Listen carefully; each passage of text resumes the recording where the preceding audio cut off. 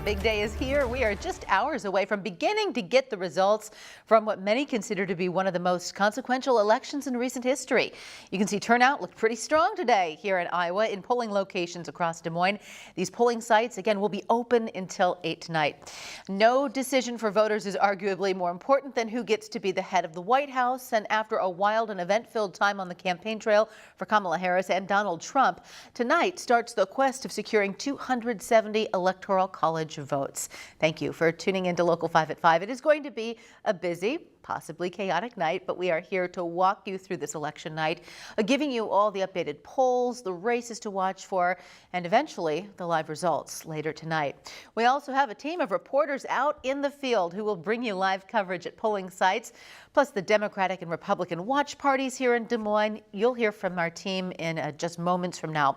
We begin tonight's Election Day coverage with a high-stakes presidential race featuring the current vice president and a former president. Millions of Americans voting across the country are still voting today to decide who the next president will be. Results coming in tonight after polls close. Harris will watch the results come in at her residency at the Naval Observatory in Washington, D.C., while Trump will be at Mar-a-Lago. ABC will also continue its special coverage of the 2024 election throughout the night. Streaming right now on We Are Iowa Plus is ABC News Live Election Day 2024. You can get the updated coverage of tonight's election.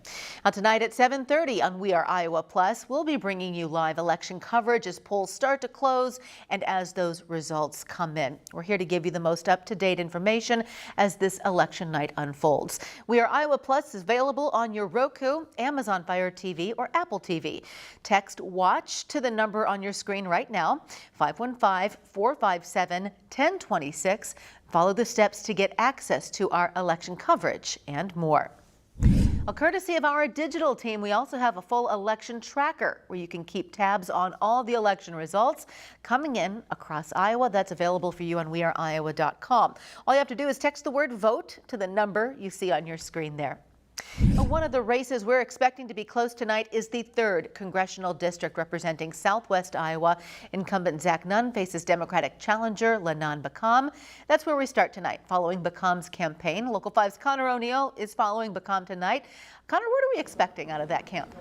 Hey, good evening, Stephanie. Well, we're expecting a really packed room here tonight at Hotel Fort Des Moines. So far, this is where the Democrats, and this is where Beckham will be here later tonight. It's quiet, as you can see here. They're going to take the stage, I'm told, a little after 7 o'clock later tonight. I did see Beckham roaming around the halls earlier, and I spoke to his campaign and some of the top Democratic state officials here. And they said they feel good. The campaign feels good. They like their chances in this race. Remember, this is a really close race. Just a couple of years ago, Beckham's opponent, Zach Nunn, won by less than 1 percentage point just a couple of years ago. So Nunn and Beckham's campaign, they're both expecting a very similar close race this time around. They know the importance of this race, and just the past couple weeks along the campaign trail, they've taken some jabs at each other, including some of those TV ads that it seems like you can't get away from, right? Well, one of the top issues that Beckham's campaigning for so far has been for abortion rights, and that's something that Nunn has attacked Beckham on. That's something that Beckham's attacked Nunn on so far. Nunn also is claiming that Beckham would support the same economic policies that he claims has hurt this country. These are two candidates who are both Iowa natives, both in the U.S. military, both got to know each other pretty well the last couple of weeks, and they're both eyeing for going to D.C. Stephanie? Connor, thank you. Yes, turning to the candidate, Beckham is looking to unseat current U.S. Representative Zach Nunn. Local 5's Dana Searles has been following Nunn's campaign, joins us live from his watch party at the Hilton in downtown Des Moines. Dana? Stephanie, this is where Congressman Zach Nunn will be finding out if he will be serving a second term in the U.S. House of Representatives. And Nunn finds himself in yet another close race. He first got this seat by winning it in 2022 over incumbent Cindy Axne by just over 2,000 votes. Nunn told me a few weeks ago that he enjoys the closeness of this race. He says it's good for democracy and says he is a bipartisan congressman. Now, some of the issues that he is running on, things like tax cuts, constitutional constitutional amendment rights, protecting freedom of speech and the right to bear arms, as well as supporting Iowa families. Now, I spoke with the Nunn campaign just a few hours ago. They tell me they are feeling good about this election. They've been out campaigning with Senator Chuck Grassley and Governor Kim Reynolds, and they are confident in what they are hearing from voters. They say it's been all positive all across the campaign trail, and we'll be able to tell if this race shapes up to be in their favor. It's going to be a close one. It's going to come down to the wire. Every single vote counts. That's a message that campaign has been sending this entire campaign trail. We'll be out here covering it all night and watching these votes come in. But for now, I'll send it back to you, Stephanie. Dana, thank you. Now, throughout the night, there will also be 3 other notable House congressional district races we will have our eye on. In Iowa's 1st congressional district, incumbent Marionette Miller Meeks will look to hold her seat against Democratic challenger Christina Bohannon. In the 2nd and 4th districts, GOP incumbents Ashley Hinson and Randy Feenstra will likewise eye re-election against Democrat Sarah Corkery and Ryan Milton.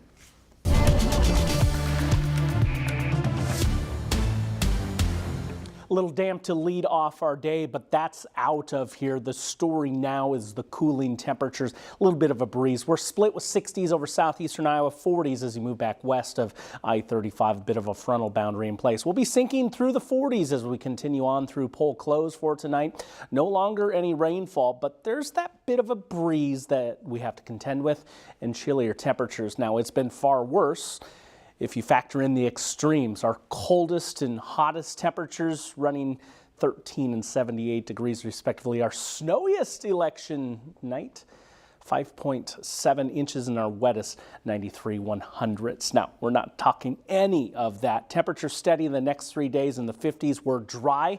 I'll show you our next rain chance, opportunity for rain coming in towards the weekend, coming your way. Pretty decent day out there for us, Chris. Thank you. And the colder fall temps and the drizzle did not deter Iowans from getting out and casting their vote early this morning. Lines at Polk County Auditor's Office were pretty hefty. That's where we find our Larissa Leone. Larissa, how are those lines out there now? Well, you know, Stephanie, it's a little bit chilly. You definitely want to bring a coat if you're going to come out here and vote tonight. And you can't see it now. There's no line, but this has been a hot spot for voters, obviously, with early voting. There's been lines that have trailed out the back and around. It's been pretty busy. But today, for voter here, Sydney, it was a very quick amount of time for you to go in and vote today, right? Yeah, absolutely. I've been seeing the lines wrap around the block like you were saying, so I was expecting that, but I was able to walk right into the office and get my voting done with under 10 minutes. Well, talk to me about this election cycle. Did you feel prepared to make your vote right when you went in there, or did you have to do a little bit of homework beforehand? Yeah, of course. I mean, I think it's very important for all voters to do their homework, of course, rather than going in blindly. I mean, as everybody knows, it's been a pretty tense election cycle, arguably one of the most important ones of our lifetime. So I think it's super important, especially young people, to get out and vote, educate themselves on what they believe in. But yeah, I was proud to be able to vote as a woman, of course, for sure. So many women before us have fought for this opportunity. So it's very important for us to vote today. Is there a specific thing you're voting for, something that really drove you to the polls to make sure that you wanted to cast your ballot? Yeah, I would say reproductive rights, or just women's rights in general, have been a super important topic this election season for sure. So I would say that was probably my personal main factor for today. And as far as election security, do you feel confident in the process that everything's going to work out? Yeah, absolutely. I mean, I know that, of course, it's super tense. So there's a lot of information going out around, some misinformation, some true. So I'm just trusting in the electoral process. Well, Sydney, thank you so much. Oh, we got a little visitor over there as well. But Sydney, thank you so much. And you still have time to be like Sydney and fulfill your civic duty. So come on out here. Polls are close at 8 p.m. Live in Des Moines, Larissa Leone, Local 5 News.